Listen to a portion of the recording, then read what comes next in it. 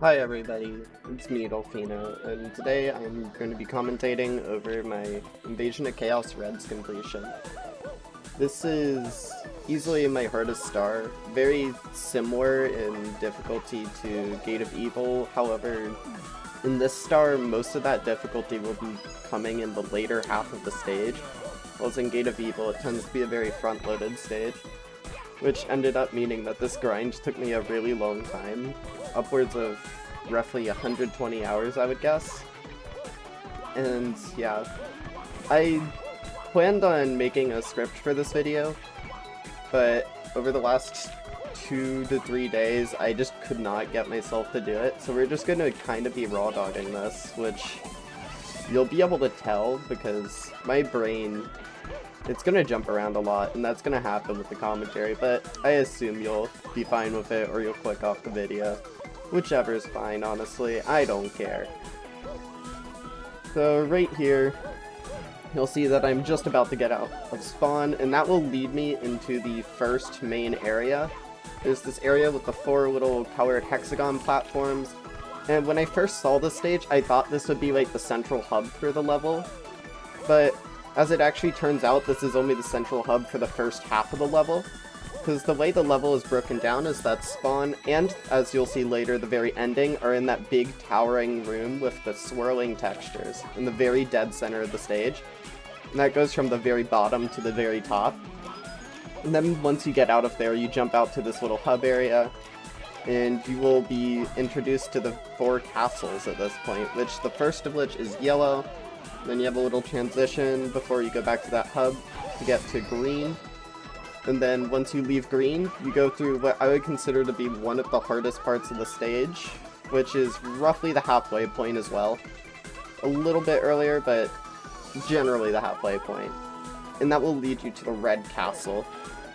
And then after you complete the red castle, which is by far my favorite castle in the stage, I'll talk more about it later when we get there. After that red castle, you get to the blue castle, and then you finally climb back up to the center of the stage and finish it off.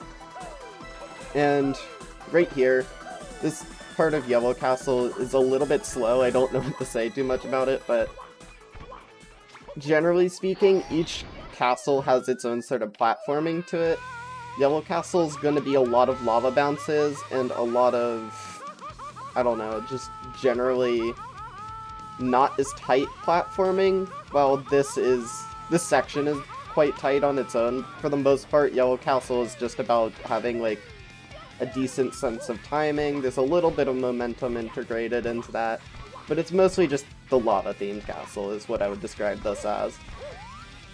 And as I get to the other castles, I'll talk about them a little bit more, but this castle got a little bit boring to me as I was grinding it, and it's a very consistent, although it is certainly still difficult. I just really wasn't dying to this castle very much on good sessions, and then it just so happens the session that I got the star on was one of my worst sessions ever. I got out of this castle like maybe once or twice in an entire like 2 to 3 hours. And this castle's not far into the star. This is like 5 to 6 minutes of gameplay. It was a bad session. Really bad session. And I ripped it the second I got out of this castle and green castle on this session. And I'm really happy about that, but it made me really nervous throughout the rest of the attempt. Also, I think coming up here I'm gonna have a really long pause at some point where I stop to fix music. And if you noticed earlier while I was waiting on the box to respawn while I was sitting on the lava just bouncing up and down, I was actually snapping the camera to the music I was listening to, which was not playing on stream, nor is it playing in this video, so it just probably looked really chaotic, left and right flicks, just boop, boop, boop, boop, boop, boop, boop, like random mouse rhythm. Made no sense, but I promise it was to the rhythm of the song I'm listening to. And anyway, that marks the ending of Yellow Castle right there. A little bit abrupt, but yeah. And then we will be slip kicking out here. this part, I would like to take a little bit of time to mention the elephant in the room, which is the Charizard on the star display. I was going to remove it for the sake of the completion video, but everyone told me to keep it because it was really funny.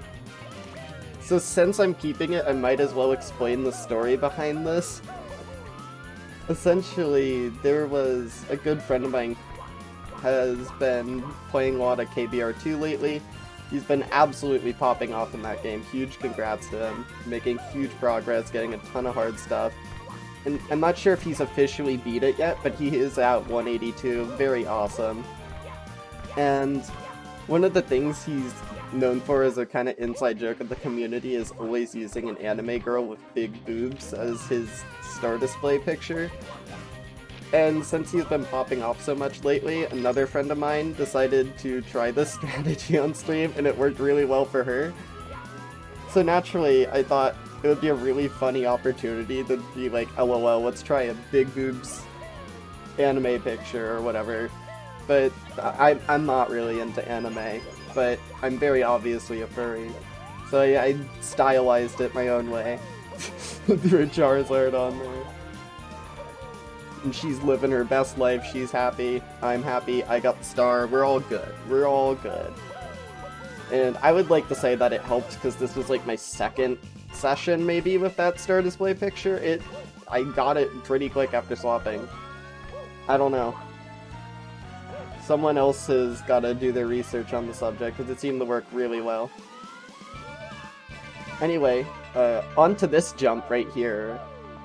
This is, in my opinion, probably the hardest jump in the level. If not, it's definitely the most precise.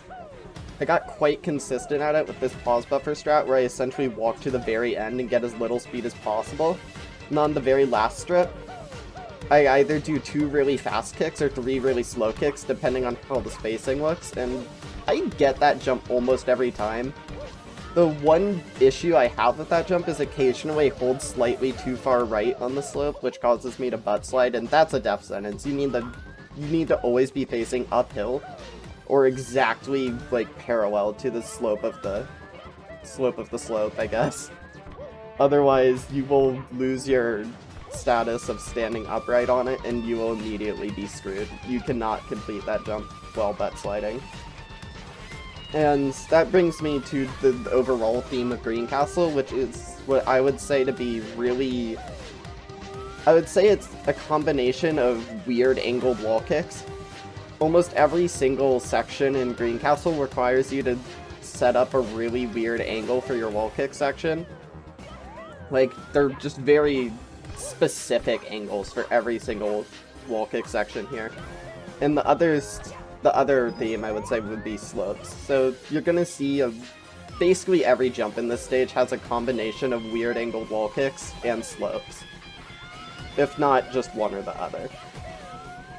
And this jump I'm doing right here is actually a little bit of a cheese. Instead of long jumping to that upward slope and then walking off to do wall kicks, I instead just get a really good angle there and just like skip that slope.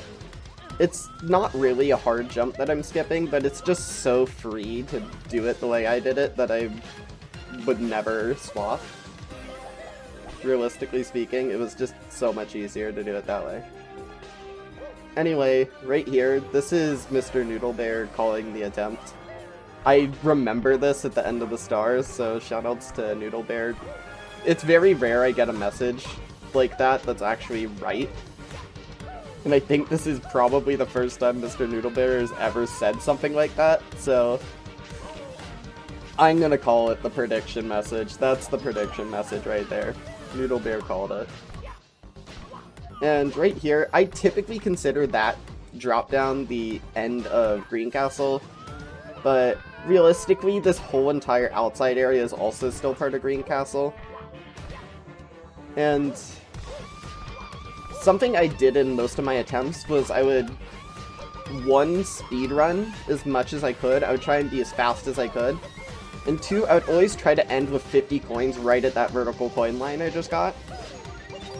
And the funny thing is, this attempt, I was playing just really bad. Like, at the very beginning of the attempt, I took a second to pause and I just went, I need to just play the game.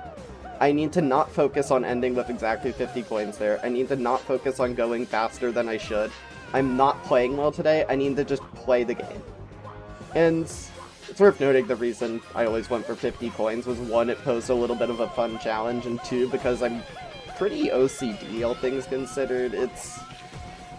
I was formally diagnosed at some point. It is questionable, but I definitely have those tendencies at the very least. It's not life-ruining, but it's a daily thing, so I don't know. It's unideal, but it's definitely there, and I tend to do that a ton with coin counts as I try to force really pretty numbers like 50 or like 70, or I don't know, 72 is a funny number I like to go for, 69 is a funny number I like to go for, just any number that feels really like round even, or like has a lot of factors, just any cool number I always try to like get to at some point in the attempt, basically, and it's really weird, it's really arbitrary. But that brings me to this section. I called this section the Silly Slopes, and the Silly Slopes is really stupid because it's kind of hard, although it doesn't feel like it really should be. My strategy here is incredibly consistent. I do, as you'll see right here, the second I line up on that line, I do a very specific set of movements where I do an extra jump kick, a normal jump, and then I jump kick around the fire, and it lines up pretty well. And then at this point, it's just a matter of not being stupid and jumping into the fire, and just being very careful to not get too much speed. But this section was definitely nerve-wracking, because it leads into the midway point I talked about earlier. That is arguably the hardest point of the level. Also, shoutouts to Morningstorm and Sir. I don't know which one of them found this strat, but it's really easy and really fun, and it makes that coin free. Really cool strat. This section is the thins and the pulls, though. This is a very scary part. I hadn't been here in over 2 hours of playing, so I decided to be a wimp and pause buffer every wall kick here. Anyone who watched my stream consistently could vouch for me. I almost never pause buffered this section. It just so happened to make it into the final attempt. And, you know, that's how things go sometimes, but every now and then, people complain about pause buffering making the gameplay look lame. I normally don't agree with that too much unless it's obsessively spammed, or just like a very rare circumstance of a jump just looking lame if you do it. That was one of the circumstances. I think it looks lame as fuck to pause buffer every wall kick on that section. And in general, you will only see me pause buffer if I'm extremely uncomfortable, or if it's just really important to the setup of a jump. And it's not normally just making sure my inputs are good, because I'm pretty good at this game. I don't need the pause buffer every wall kick. Right there, I actually do pause buffer to be able to see the ground, because the ground's not really visible until you're, like, about to fall off of it. So that's a funny example of pause buffering being useful. Instead of just timing an input, it's to counter the fact you can't see crap on that jump. But with that, that ends the hardest... That marks the ending of the hardest part before the end, I would say. Which I jokingly have called that part the strip club, because it's all just really thin pole jumps, and that's like the gimmick of the entire section. I've also called that section the trifecta of destruction, because it's thins, pulls, and then the red coin for pulls, which feels a little lame to call it trifecta, because it's only really 2 sections, but the part where you have to go for the red coin is its own section. It is very distinctive gameplay-wise from the first part of pulls, because the first part of pulls is really just crazy straining, the second part of pulls is just not really anything, it's just being good at aim, being good at camera turns, being good at timing wall kicks with camera turns. It's awkward. Right there, I didn't talk about it much, because you'll see it again, but that's a C-up slide. You can cancel it to exit from that state, and butt slide off. If you do not do that, you will just fly off in what's basically just a walking state. You can dive out of it, you can ground pound out of it, you can basically do any midair action out of it if you don't cancel the C-up slide, but you will have a shit ton of speed. if you cancel it, you will immediately start sliding down the slope, but you start with your forward angle and slowly start turning. And that is going to be useful on pretty much every C-up slide. You'll see me not cancel one when I get back there next time, and that's just so I could get to the next C-up slide. This jump right here is way scarier than it looks and feels like it should be, but it's a hard jump. Hitting your head there is an instant death sentence. Being too high is a death sentence, being too low is a death sentence. It's scary. But with all that being said, yes, we are in Red Castle. This is by far my favorite part of the stage. There's a few spooky jumps here, but overall I find the gameplay to be the most, like, fun. I'd say in general, the theme of this section is just raw precision. Every single jump is just, like, mechanically pretty precise. Like, this jump specifically here, where you're either supposed to cross over and ledge grab or go over and ledge grab like that. Very precise jump. Right here, we have very small spaces to work with on these wall kicks, which actually makes this jump really... it's a huge headache.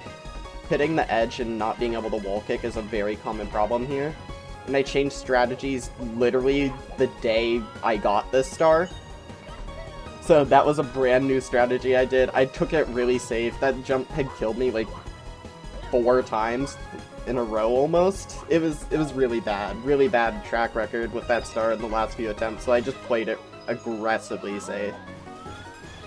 And that's another instance of pause buffers not being something I normally do, but I just whip it out of nowhere and just pause buffer everything on that jump. I'm not taking any chances. I tried my best to maximize my consistency on every single jump in this star. And you'll notice that I did a little reclimb there, and that's another example of that. I find it slightly easier to just reclimb and do that long jump into the second set instead of trying to, like, go around it and keep wall kicking. It's just so much easier. It makes the jump way less horrible to actually pull off. It's a little slower, but so much more consistent for me. And then right here I have a little setup. I noticed my angle was actually off on this. So I do it again. Run at the wall straight, backflip, punch twice. That lines me up perfectly for this jump. The green is a death barrier, so if I ever go over the green, I start fading out and die. That's it. Like, it's... you cannot go above the green at all. Like, the only way to go above the green is if there is some other platform above it that makes it so it's not the, like, closest floor under you. And so the gimmick of this section is going to be dodging that. So the first section of Red Castle and the second section have a little bit different themes. The first section's a little bit more precision, and then this is a lot more, like... I don't know, it's a lot more cutting out shapes and restricting your movement. And it's kind of hard to label that with a theme, but I don't know. It's very... every part of Red Castle feels like it has very similar style of gameplay, where your movement is very restricted and you have to work with what you have. And it's a really creative and cool section. It's just so fun to me. I love this section. Really good part of the level. It's some of the most creative gameplay in Super Kaizo I've ever seen. That being said, he wasn't creative enough to prevent this cheese that I found, which WBM also does in his queer. I found it. I was going for the star like a weekish before WBM started, and then he just got it faster. That's how Kaizo goes. It's tough. I'm used to it. I always get bopped on stars.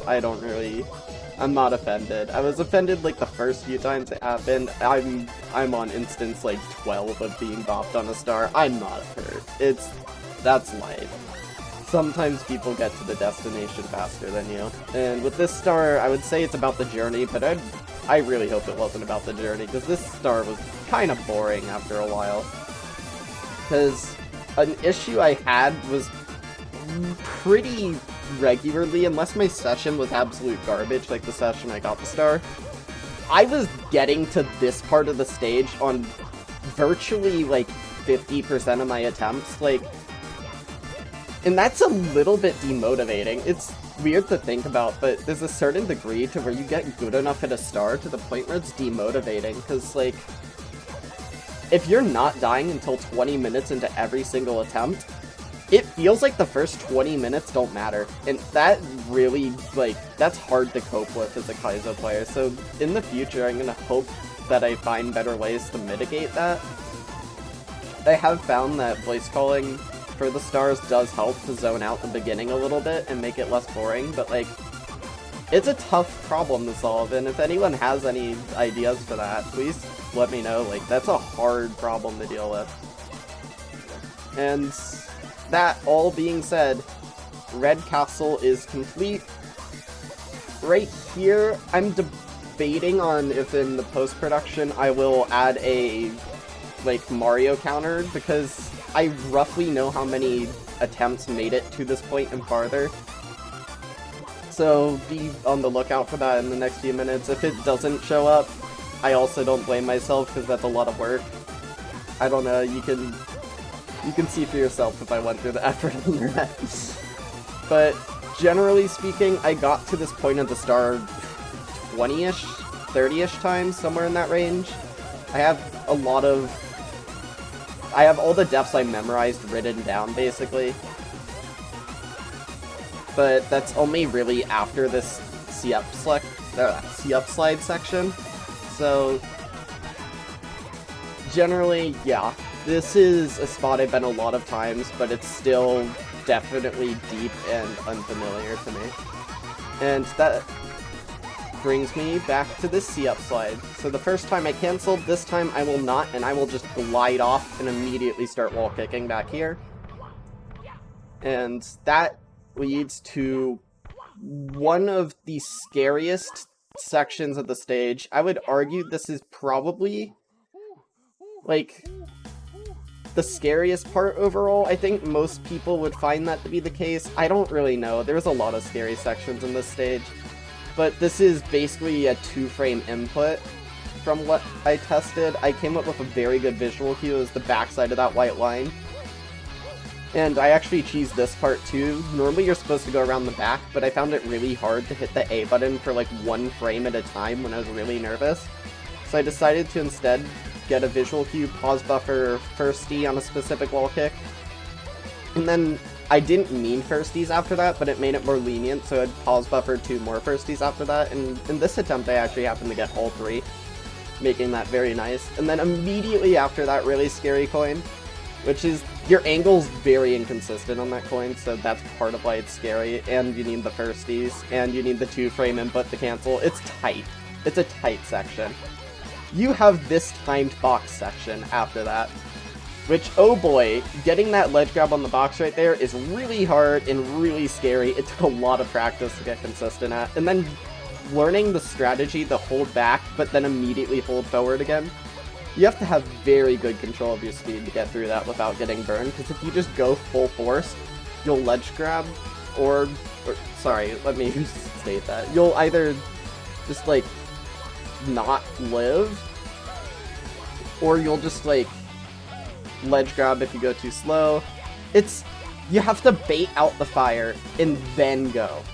And that is something really hard to do, because it's not a matter of slowing down and speeding up, it's a matter of, like, holding back enough to slow down a tiny bit, and then holding forward enough to speed up a ton. And it's really, really awkward to get the hang of. Took forever. This right here, this jump sucks. It killed me a ton of times for no reason. This amp's position is more or less RNG, so you have to pretty much entirely react to it.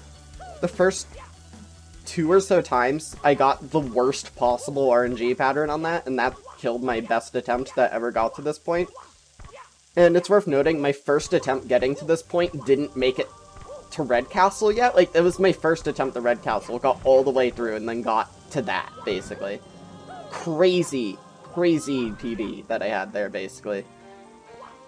And that amp killed it. That amp is a horrible jump, scary jump. And then the PB after that, I believe, died to this jump. This jump's really hard. It's one of those things. Mario 64 has a 5-frame window when you first land where you cannot jump. When you're on a slope, you cannot jump for 5 frames, and then you can jump. So basically, this section is going to be like 1 to 2 frame inputs that look like I have an entire third of a second. And that is awkward. That is really awkward. Right there is one of them. That was like basically first or second frame. The second one is a lot more lenient. Then this part's just scary. You have to turn your angle, and I actually died here too, once or twice. You have to turn your angle the perfect amount to kick onto that box, then butt slide into the final castle, which is Blue Castle. Overall, this section, Blue Castle is so weird. I would say the biggest theme is just complexity. Every single section is very complex. There's not... It's raw precision, and it's complex. Like, you can't make a setup for basically any jump in this section. I have strats, like right here I try to go really slow and under this fire, and then kick here. Which, this eye has a ton of invis walls, so when I'm kicking I have to specifically make sure I maneuver up the side of that eye. Otherwise, if you go over the ledge instead of like up that ramp, you will hit an invis wall almost every single time. It is very bad. The collision on that is terrible. But yeah, like I said, basically every jump in this section is just raw practice. There's no amount of like strategy that could really normalize this section. You just have to practice it and just do your best, which caused it to be a really hard section for me, because as a player I tend to play smarter rather than harder. I do a lot of setups, which I think shows really heavily in Green Castle especially. Green Castle was like pretty easy for me because I had so many setups. You have to throw all of that to the curb for this section. You can't do it. Every section is just like unnormalized, very complex, very hard, very precise. There's just no like way around it. You just have to be good. And that's a weird thing to throw at the end of the stage, but it really honestly is kind of cool at the same time, because it really does separate those who have what it takes to get the star and those that don't. Because this is, at the end, you're pretty nervous every time you make it here. And it's just the most raw skill-based section. Which right here I actually have a very specific angle where I have to go forward pretty fast, otherwise you hit your head and fall into the quicksand. But I also need to be able to hold back to bait out that fire before I go for it. And oh my gosh, this section's just hard, man. I've made it to 25 3 times at the point where I got this attempt. So I'm basically about to get 25 again. So it's, at this point, my 4th best attempt. My 3rd best attempt died to making it back from the red coin. It was a really stupid death. I don't think I deserved it, to be honest, but right here is a very long music change pause. I didn't like the song that was playing, and then the next song was like a super hype song, so I was like, dude, we're going to the hype song. We're playing the hype playlist. I needed the hype in my life. And so yeah, I skipped and went to that song. Love that song. Not gonna be in the final video because all of the songs I was listening to were incredibly copyrighted. Which leads to another interesting point, that The World Revolving, the song that plays in the background of the stage, is also kinda copyrighted. You could probably ask Toby Fox to like not copyright your video, and he probably would. But yeah, that's the jump I died to. Copyright's lame. I'm gonna find some songs that won't get me copyrighted for this. And yeah, that's that. This is officially the 3rd best attempt I have ever had at this point. I think maybe 2nd. Or, sorry, not maybe 2nd, maybe 4th. Because I think I died to this too once. I don't know. I don't really care. Whatever the case is, good attempt, very scary. I wasn't really all that nervous though, just because I got all of the nerves out in Red Castle because I was just on such a good attempt for such a bad session. And I'd been here enough times to the point where I stopped caring if I died, which is like, that's a pretty negative way to think. Like, it was absolutely just emotional numbness from losing too many attempts to this Blue Castle, but like, it really helped me get the star here, because I didn't get that nervous until 27, so... Right there I actually saw I had a really low lineup, and I didn't want to commit to it, so I backed out, and that was a pretty good save in my mind, because that's a hard wall kick to back up. It's pretty hard. And right here is where you're going to see nerves hit me a little bit more than they should, but after I get this jump, I lose a lot of nerves again because this jump is kind of an outlier in precision. It's more or less like a 1 to 2 frame long jump. If you want to have more than 1 frame to hit the wall kick, you have to long jump at the very edge of this platform with really good speed, which the way I set this up is the kick, 2 punches, and then I run left, wall kick. With that speed, I go for the long jump. Very tight input, all things considered. And then the wall kick you go for, if you get a first frame, it makes it basically free. If not, you have to strain really well to get back into it. And as you see here, I actually got lucky enough to get the first D, which made it really, really easy. Made it so much easier to get into there. That first D was very helpful. The only other time I got to that jump, I did not get the first D, and I was still fine because I did a really good job at the jump, but it's just, I can't communicate how much scarier it is when you don't get that first D. It's genuinely crazy. So at this point, we are officially basically out of Blue Castle. I mean, this wall kick section is probably part of Blue Castle, but I consider this out of Blue Castle. Because we're officially at the Sipes, and the Sipes are the end of the stage. And right here I have a good visual cue for how far to turn the camera, and here I actually get a first D. The reason I pause buffer that wall kick is because of that first D. I would have died if I didn't pause buffer that. Because I would have kept holding A like I got any other frame, and that would have made me fall sledge grab, which would have made me fall off and die. So that pause buffer, huge. That saved my life. Like, that was very crucial. That first D would have killed me. And this star right here, I didn't get all the stars on this stage before going for reds. I liked reds enough to the point where I just sent it. I do have to go back and get that star at some point if I want to beat this game 100%, so that's funny. Star's just right in the route for the fucking ending of reds.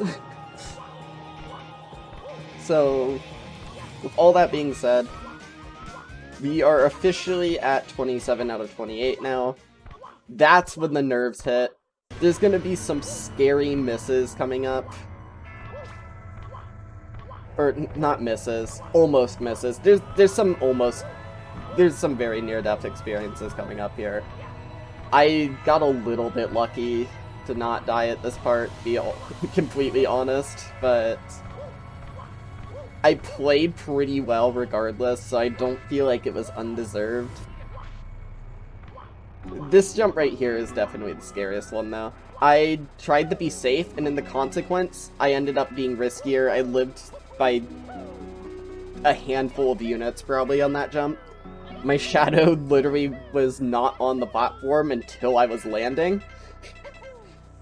So, like, I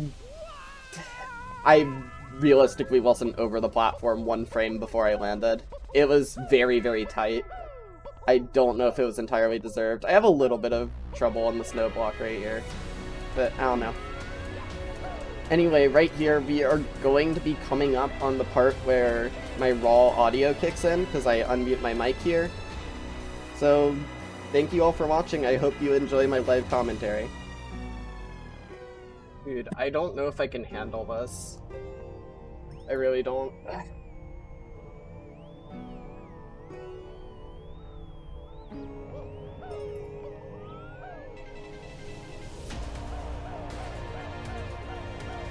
Nope, bad speed. We have as many tries as we want.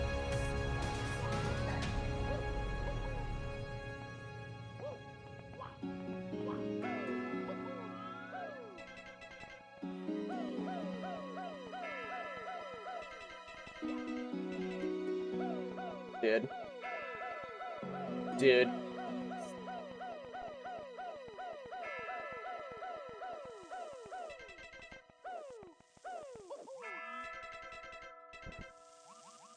Dude! Dude!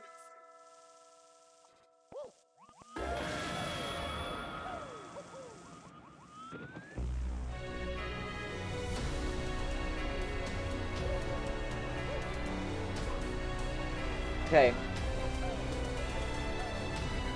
No tiptoes unless I'm crouching.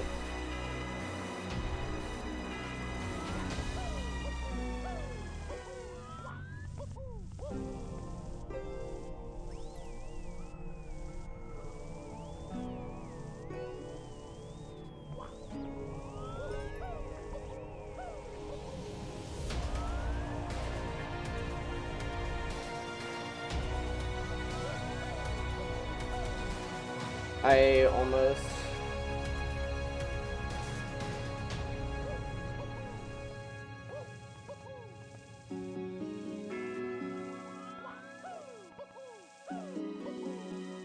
Please, man! The literally last jump, dude.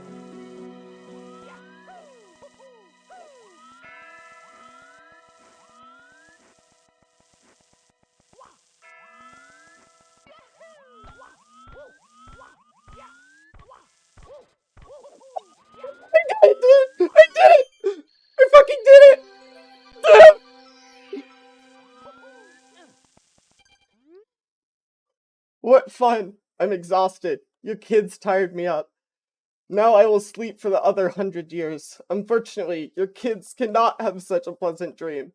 From now, a nightmare will awaken in your hearts. In the shadow of the Chuckiest hand. Mario, can you stop it? Either way, a mischief, a chaos. See you again in 100 years. Yes, man! I fucking did it, dude! Noodle Bear, that was your attempt, Noodle Bear! That was your attempt! Your fucking attempt!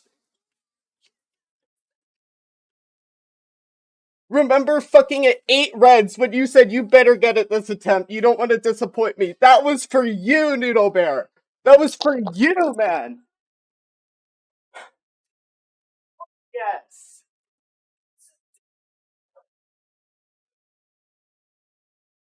Curse is over, dude. The fucking curse is over, man.